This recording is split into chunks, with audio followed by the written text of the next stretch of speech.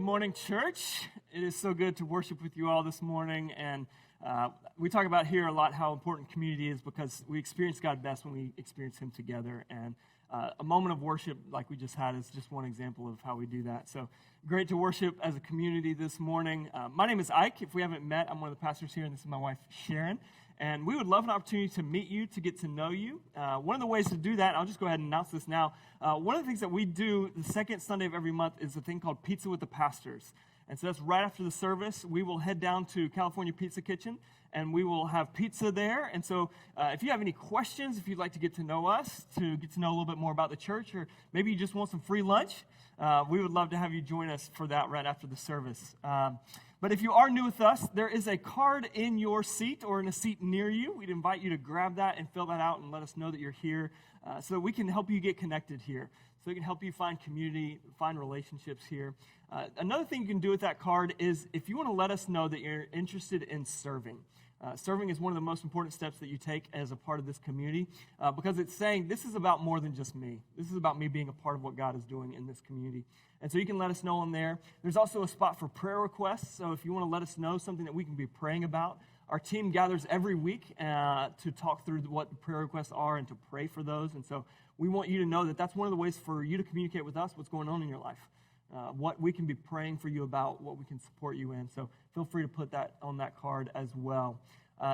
Another way to let us know that you're new here is you can actually text Bright City to 94000. If you don't want to do the whole card and touching the pen thing, you can text us, and we'll send you a link there with new here, next steps, how you get involved, all of those kinds of things. One of the ways that we worship here as a community also is through giving. Giving is one of the ways that we demonstrate the priority of God in our lives. And so if serving is worshiping God with our actions and with our time, then giving is worshiping God with our finances and saying, God, we trust you with this, and we believe that you can do more through us together than you can with me as an individual. So you can give in a couple of ways. Again, you can give online at brightcitychurch.com/give or text Bright City to 94000, and that will send you a link for giving. Anything else that I missed in the new here thing? I don't think so. Okay. Announcements-wise, one of the exciting things that we are getting ready to get started is a partnership with World Relief. There's been so much recently in our area around refugees moving to the Triangle and a huge need for supporting these organizations. And so Matt Tackett, is Matt Tackett in the room? Matt Tackett, if you'll stand up. Matt Tackett was the guy shredding it on the guitar. So Matt is heading up kind of the charge on building that relationship with World Relief. And so in 2 weeks, on the 27th, right after the service, Matt is going to be holding an interest meeting. If you have any interest in being a part of working with refugees and finding out more about what that's going to look like, he's going to be holding an interest meeting in Theater 3 right after the after the service, the 27th. So he'll also be in the lobby today. So after the service, he'll be in the lobby today if you just want to ask him any initial kind of questions or ask him about that gathering on the 27th. But really excited to dive in and that be a part of the way that we're making our city brighter because we're here. Last announcement is super excited. In just a few weeks, on March 1st, it's a Tuesday night, we're going to be doing our next worship night together. And so really excited for us to come together as a community just to worship together. So that'll be on the night of March 1st at 6:30 p.m., and we're going to be doing that at Hope Valley Baptist Church. So there'll be more info in the newsletter. If you get our newsletter, there'll be info there. If you don't get our newsletter, go to our website, brightcitychurch.com, scroll to the bottom, and there'll be a link there to join our newsletter. But it's super excited to just come together and worship there. The only thing that we ask is if you have children, we'd love to know a heads up so that we know in terms of childcare how many childcare providers to have. But otherwise, super excited to get to worship together on March 1st. All right. Awesome. And one more thing about the card. If you do fill out the card on your way out, feel free to just give it to any servant leader who's wearing a black and white shirt. You can just give it to them as well. And then also before I dive in, I wanted to give a special shout out to people who are streaming online right now. We have worked really hard ever since really we've been in this space trying to figure out how to live stream just because of this particular space. It's been very, very challenging. But thankfully, thank you, Alex. Thank you, Taylor. Thank you. I don't know who else, honestly, is all involved. Taylor was like giddy a few weeks ago when we finally, and he was like, it was doing this speed. And I was like, you might as well be speaking German to me right now, but I'm really excited that you're excited. And so for all of you who are tuning in live, we're so excited that you are joining us live. And thank you for your patience during the hiccups as we have figured it out. But we're really grateful that we're all worshiping together. So earlier this fall, a few months ago now, a research group called the Barna Group, maybe you have heard of Barna. They do a lot of studies on the state of the church, the state of pastors. They released a study back, I think it was in November, called The State of the Pastor, and they were looking at a number of different things, but one of the things that they were looking at was public trust in pastors right now. And what they discovered is that public trust in pastors has declined. Among Americans generally, the number has dropped to roughly 62% of Americans say that they trust pastors, which sounds like a high number until you remember that that means roughly 40% of Americans say they do not trust pastors.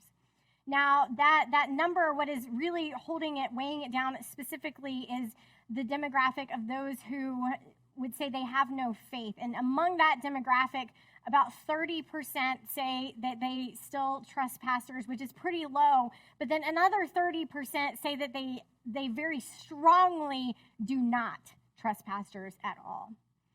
And so reading this is really alarming, but it's not surprising at all. I think we're in this season where there's been so many high-profile stories of pastors that have betrayed their churches, that have failed in some way. And so it's not surprising at all that people are struggling with hurt. They're struggling with disillusionment. And this is something that I personally can relate to. Over the summer and fall, I was listening to a podcast that chronicled one of these pastors and one of these churches. And at the end of the podcast, I looked at Ike and I said, are we just building a Babel? What are we doing? And so it really caused a lot of soul searching for me and doubting myself. And I am a pastor. And so I can only imagine if I, as a pastor, am saying, yeah, I don't trust myself either, that it makes total sense that this would be on the decline. Now, the good news is, although I guess good news isn't really the right word, but this isn't a new problem. This wrestling with corruption and spiritual leadership is not somehow unique to the church right now. Because we are all sinners, including leaders, this is something that has happened before, will happen again for centuries. And we see going all the way back to Scripture that this was something that people in the Bible were wrestling with as well, is what do we do? How do we respond? How do we process it when our spiritual leadership is corrupt? That is the question we're going to be looking at this morning as we continue our series on 1 Samuel. If you are brand new, we a few weeks ago kicked off. We're going to be going through the whole book of 1 Samuel, but we've divided it up into kind of digestible sections. And so right now we're going through chapters 1 through 7, looking at the rise of the prophet Samuel. And so we've been looking at just his calling, and what we're going to see this morning in chapter 2 is the backdrop of his story of calling is one of corruption in spiritual leadership. And as we dig into this and God's response to it, it's going to give us a lot of really practical steps for us. How do we respond when we encounter corruption in spiritual leadership? Now, before I dive in, just a little bit of context, especially if you missed 2 weeks ago when Ike was preaching and he mentioned Eli. So Eli, we're going to be looking at him in this chapter. He was a high priest, a judge of Israel. He held this position for 40 years. He actually had a very good reputation as a godly man. And he was a priest because he belonged to the priestly line. So at that time, a priest became a priest because they belonged to the line of Aaron. And so because he was part of this priestly line, what we're about to see is that his sons were also functioning in the capacity of priest as well. And then this is something they would have known their whole lives, they would have been preparing for. So that's a little bit of backdrop about Eli. And then one more thing before we get into the weeds of this passage. This is kind of a long passage this morning. Is we're going to be learning about animal sacrifice. And what you're going to see here is that there was actually a protocol that was laid out in Leviticus for how animals should be sacrificed at the temple. And so when someone would bring their animal to the temple to sacrifice, the first and the best part of the animal, and that would have been considered the fat. The fat was considered the most luxurious, the most extravagant part of the animal. That would be sacrificed to God. And then there was a specific portion that was allotted to the priest. And this was actually this was God's provision for the priests to actually feed them, like to actually take care of their basic necessities. And so there was a very particular part of the animal that was allotted for the priest. But what we're going to see in this passage is that Eli's sons have sort of cast this aside and are doing their own thing. They are taking the fat for themselves. They are not taking the allotted portion because it was very specific. It was like the shoulder and the leg that was specifically for the priest. But they're when the meat is cooking, they're taking this meat fork and just kind of taking whatever they want. Or sometimes they're not even waiting for it to be cooked. They're taking raw meat, which scholars believe it was more valuable. They could sell it. And so they have just completely disregarded God's instructions for how animals are to be sacrificed. So we're going to see all of that happening in this passage. So we'll be in 1 Samuel 2, verses 12 through 35. It says, Eli's sons were wicked men. They did not respect the Lord or the priest's share of the sacrifices from the people. When anyone offered a sacrifice, the priest's servant would come with a 3-pronged meat fork while the meat was boiling and plunge it into the container, kettle, cauldron, or cooking pot. The priest would claim for himself whatever the meat fork brought up. This is the way they treated all the Israelites who came there to Shiloh. Even before the fat was burned, the priest's servant would come and say to the one who was sacrificing, give the priest some meat to roast because he won't accept boiled meat from you, only raw. If that person said to him, the fat must be burned first, then you can take whatever you want for yourself. The servant would reply, no, I insist that you hand it over right now. If you don't, I'll take it by force. So the servant's sin was very severe in the presence of the Lord because the men treated the Lord's offering with contempt. Meanwhile, in verse 18, it says, Samuel served in the Lord's presence. This mere boy was dressed in the linen ephod. Each year his mother made him a little robe and took it to him when she went with her husband to offer the annual sacrifice. Eli would bless Elkanah and his wife. May the Lord give you children by this woman in place of the one she has given to the Lord. Then they would go home. And if, in case you don't remember, so when Hannah found out she was going to have Samuel, she devoted this little boy, committed him to the Lord. And so at this point, he is now living at the temple. So she sees him essentially once a year. The Lord paid attention to Hannah's need, and she conceived and gave birth to 3 sons and 2 daughters. Meanwhile, the boy Samuel grew up in the presence of the Lord. Verse 22. Now Eli was very old. He heard about everything his sons were doing to all Israel and how they were sleeping with the women who served at the entrance to the tent of meeting. He said to them, why are you doing these things? I have heard about your evil actions from all these people. No, my sons, the news I hear the Lord's people spreading is not good.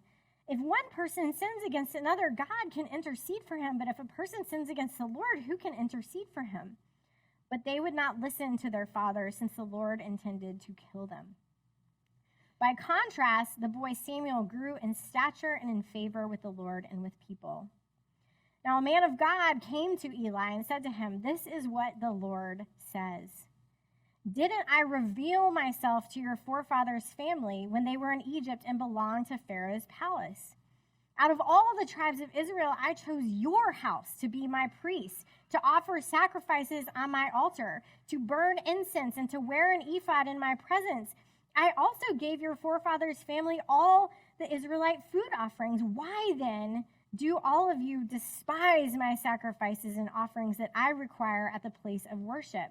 You have honored your sons more than me by making yourselves fat with the best part of all the offerings of my people Israel. Therefore, this is the declaration of the Lord, the God of Israel.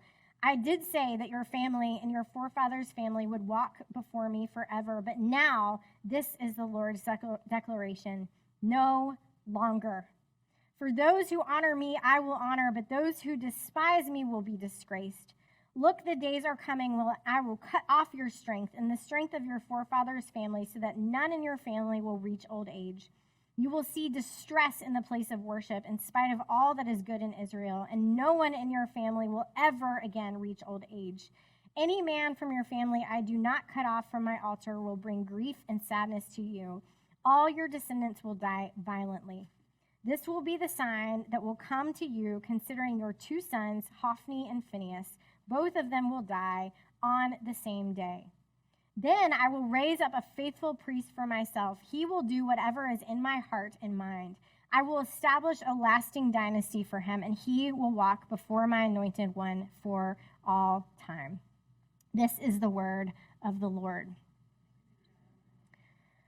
So what we see happening here, as I mentioned, is that Eli has these two sons, and they would have known their whole lives that they were going to be priests. And you would think that this is something that would have sobered them and chastened them and humbled them, and that they would have been preparing for it, but that is not at all what has happened.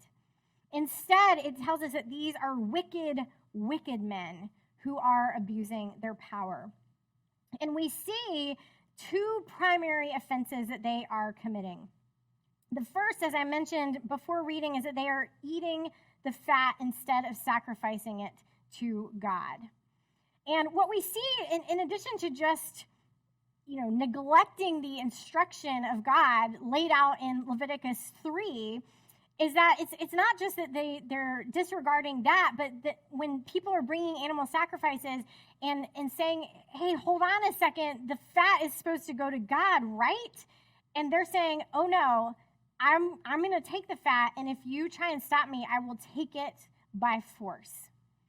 And so they're abusing their power, and they are degrading the worship of these people. They are really standing between people and God. And so that's the first offense. But then the second offense that we see is that they're also sleeping with women at the temple. And these would have been women who were either coming to worship, or maybe they were women who were already serving in the temple in some capacity. But what this implies is that they're using their power in a predatory way. One commentary, he says, this was an ancient version of the modern sex scandals among pastors or preachers.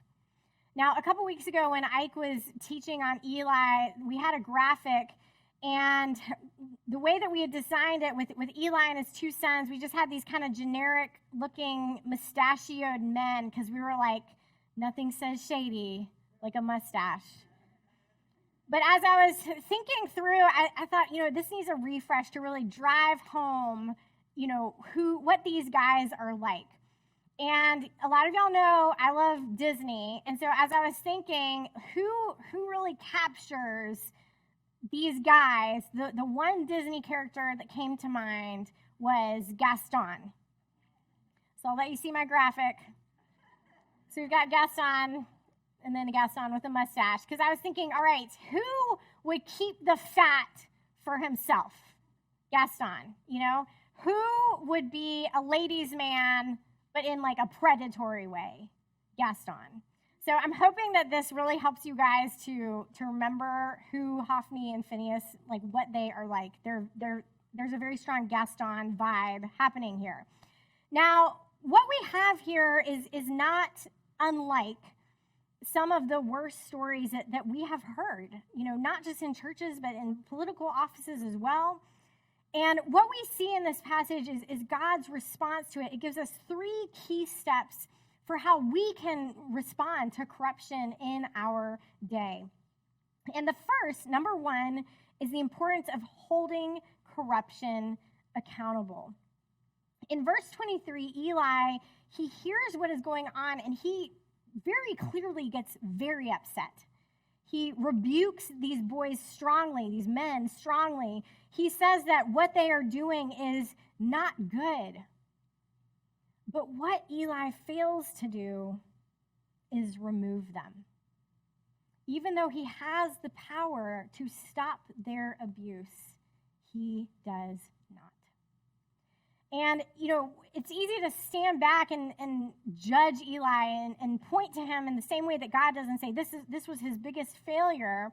But it's not a coincidence that he really struggles to hold his own sons accountable. Because injustice and corruption, it's one of those things where from a distance we can see clearly, but the nature of it is that the closer we get, and this is so important to be honest about, the more proximate you become to corruption, oftentimes the fuzzier it becomes. And this is especially true when it involves someone that you love and care about. If this is a leader who has meant a lot to you, but especially if it is a family member. And I feel like this is something that as parents we can especially understand, is we want to protect our kids. We want to fix their problems. And on top of all that, I bet you if you really held Eli's feet to the fire, he would have said in the moment, I did something. I spoke to them. I rebuked them very, very strongly. But what God makes very clear in verse 29 is that was not enough. He says, you have honored your sons more than me.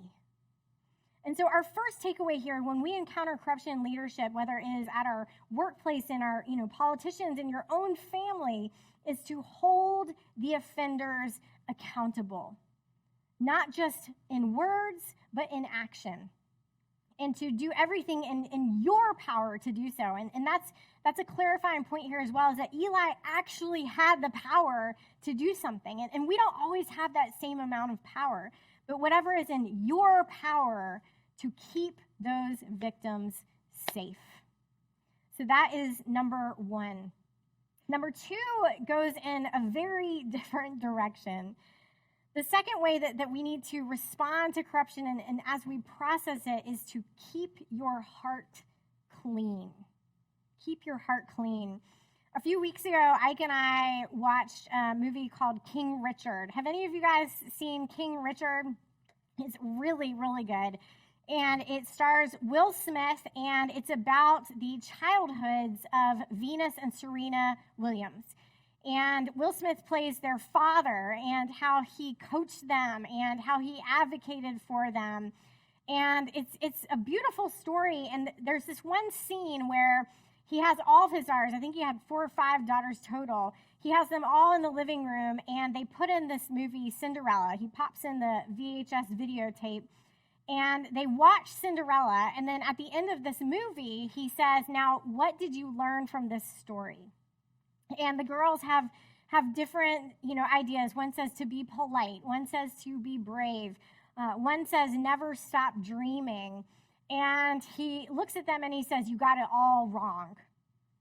We're going to watch it again until you figure out the lesson you're supposed to take from this movie. And they look so confused. And so he puts the movie back in and they watch it again. And then after the second viewing, he looks at them and he says, this is what I want you to take away from this story. Cinderella was humble.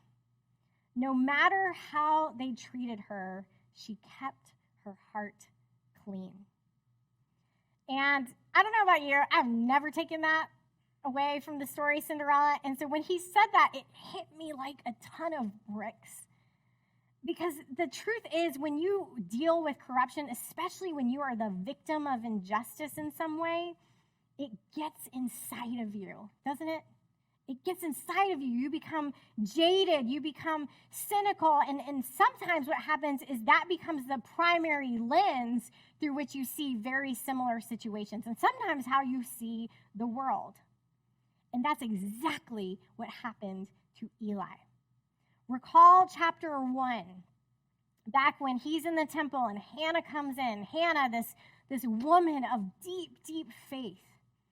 and she's praying. She's pouring her heart out to the Lord. And Eli looks at her, and what does he see? This woman is drunk. Why would Eli think that? Because he's been spending his days watching his sons. It has gotten inside of him and has become the lens through which he sees the world. And this is the temptation of corruption. We begin generalizing that I see all pastors through the same lens. I see all churches through the same lens. I see all politicians through the same lens. I see all men through the same lens. I see all millennials, on and on it goes. But you cease to be able to tell people apart, to see them for who they are, because it has gotten inside of you. I was reminded of a clip from a TV show that Ike and I have really loved called Ted Lasso. And this is a show, if you've not seen it, I cannot formally endorse it from the pulpit because of severe language. But it's a really beautiful show in a lot of ways. And there's this one scene where in season 2 where Ted is considering going to see a counselor. And he's talking to his best friend, and he's saying, I had this really bad experience with my marriage counselor, and because of that, I don't want to go see another counselor. And his best friend, Coach Beard, he looks at him and he says, well, you know what you always say to me? And he said, what? And he said, all people are different people. And it's such a profound truth that when we forget that, when we start lumping people on into one category, because that corruption, that hurt has gotten inside of us, it's a good check engine light that something else is going on in our hearts. So that's number 2, is to keep your heart clean. And then the final takeaway for us from this passage is to trust God to be more zealous for justice than you. One of the beautiful things about chapter 2 is that it's bookended by 2 of the same ideas. So at the beginning of chapter 2, if you were here last week when Gil was preaching, we see Hannah's song at the beginning of this chapter where she's just learned, this good news that she's going to give birth to Samuel, and she's singing praises to God, and she's declaring, the goodness of his character and his faithfulness. But Hannah's song is about more than having this child. She lists all these different things. And one of the things she said is in verses 9 through 10, she says, he guards the steps of his faithful ones, but the wicked perish in darkness, for a person does not prevail by his own strength. Those who oppose the Lord will be shattered. He will thunder in the heavens against them. So she makes this declaration about the justice of God, how he will vindicate the righteous, how he will hold the wicked accountable. And that's at the beginning of chapter 2. Then at the end of chapter 2, we have this really severe rebuke, condemnation, judgment against Eli's sons. And so that's what bookends chapter 2 is kind of this declaration of God's character and then the enactment of it. In the final part of this chapter, God says he will vindicate those who have been hurt by these men. He will cut them off from power. He will do what Eli failed to do. But at the same time, reading that last passage, and I'm sure for some of you, it probably felt jarring, like the severity of God's judgment against Eli's family.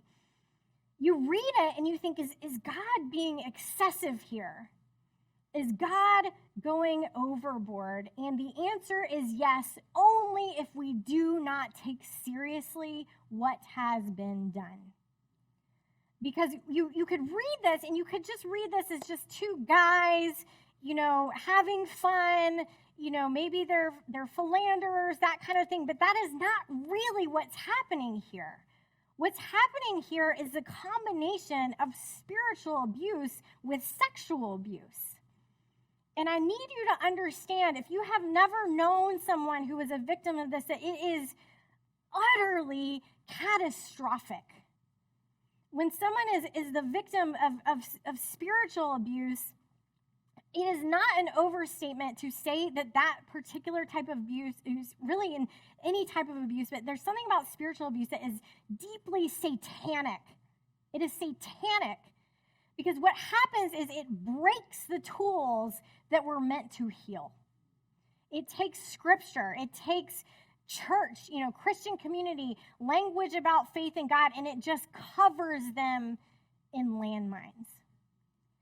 And what's worse is it's not just experienced by the victims. If this were to happen in a local church, we wouldn't say, thank goodness, only these people were affected.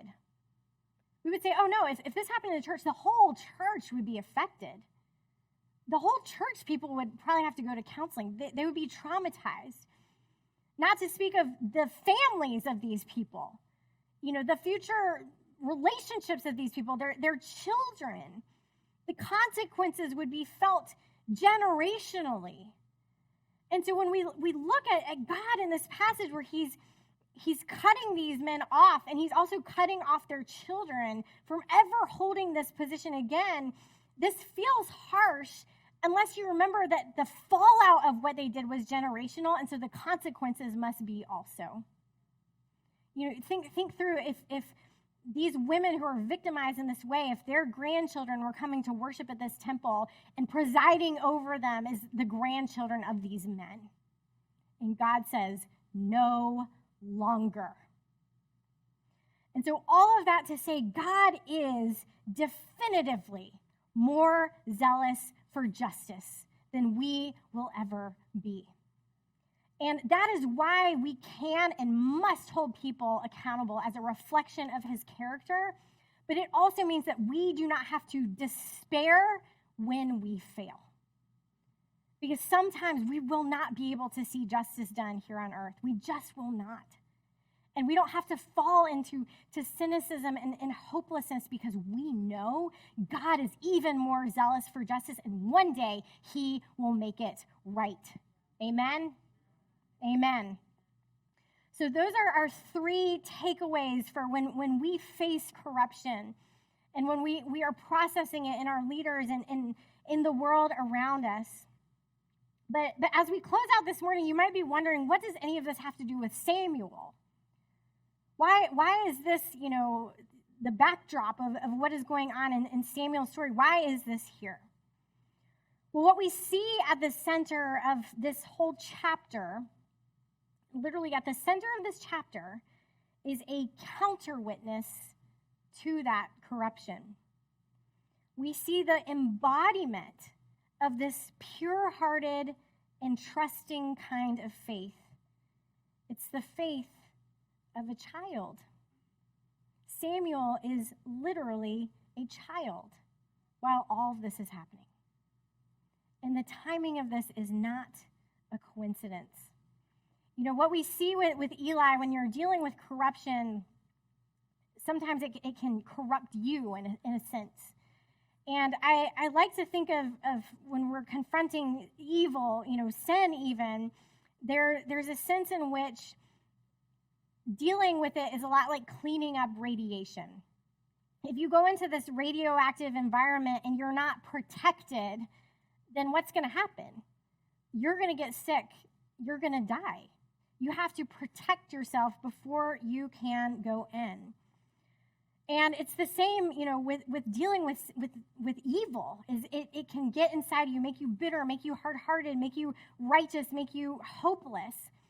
And so when Jesus in Matthew 18 exhorts us, says you need to have faith like a child, he's not just saying this is something good to do, but this is for your good. This is your protection. We think that the way to protect ourselves from the world is to harden ourselves, to lower our expectations so that we will not be hurt again. And that's why, we want to be in the story the man of God who comes in and issues these rebukes and issues these condemnations and stands on high. But what we see here is that this man of God, as important a role as he plays, he is not the future of God's mission here.